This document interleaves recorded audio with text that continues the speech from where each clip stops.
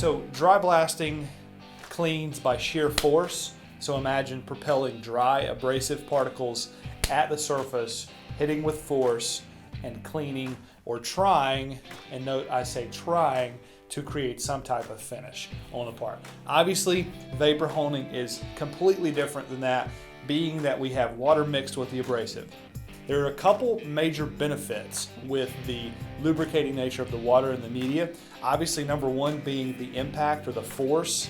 Obviously, we decrease that impact of the abrasive on the surface, meaning that we get less erosion on the part. So that's very beneficial for someone looking to hold a very tight tolerance on a piece. Also, we're reducing heat on the part. Heat does a couple things. Obviously, it can warp and distort the piece, which means that we can blast finer, thinner metals without changing the physical properties or the physical being of the part. One of the main key points here is vapor honing is cleaning by flow, not by force or shear impact.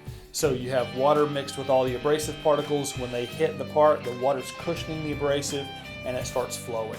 One of the main points there that I want to point out is the fact that we can get into some of the tightest, smallest, most detailed spots versus dry glass beading because again, we're cleaning by flow.